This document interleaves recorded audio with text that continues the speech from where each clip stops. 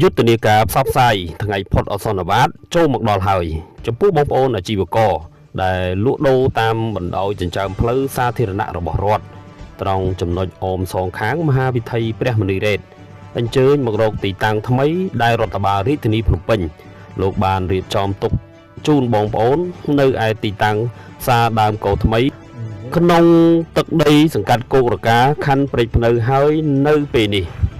វត្តមានលោកសុកសមត្ថអភិបាលនៃគណៈអភិបាលខណ្ឌបឹងកេងកងបានដឹកនាំកម្លាំងគណៈបញ្ជាការឯកភាពខណ្ឌ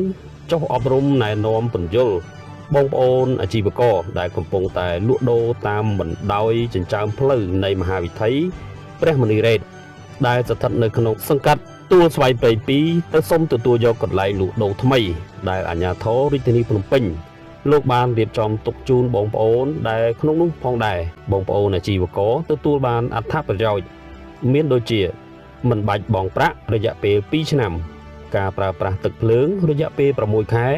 ដោយមិនចាំបាច់បង់ប្រាក់ទន្ទឹមជាមួយគ្នានោះដែរលោកសុកសម្បត្តិអភិបាលនៃគណៈអភិបាលខណ្ឌបឹងកេងកងលោកក៏បានដាក់កម្លាំងបងសម្ដាប់ធ្នាប់ខណ្ឌ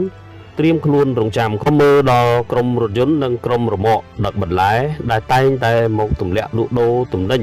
បង្កការកកស្ទះនិងការរំខានដល់បងប្អូនប្រជាពលរដ្ឋដែលកំពុងធ្វើដំណើរបំពេញភារកិច្ចជារៀងរាល់ថ្ងៃជាចុងក្រោយនេះលោកសុកសម្បត្តិអភិបាលនៃគណៈអភិបាលខណ្ឌបឹងកេងកងលោកបានស្នើសុំដល់អាជីវករទាំងអស់ដែលកំពុងតែប្រកបអាជីវកម្មតាមចិញ្ចើមផ្លូវនៃមហាវិថីព្រះមនីរ៉េតទាំងអស់នៃមូលដ្ឋានខណ្ឌបឹងកេងកងសូមប្រញាប់រស់រានឡើងពីព្រោះអសន្នវត្តថ្ងៃទី18មកដល់ហើយបើមិនដូច្នោះទេក្រុមការងារនៃរដ្ឋបាលខណ្ឌនឹងចុះអនុវត្តដោយមិនទទួលខុសត្រូវ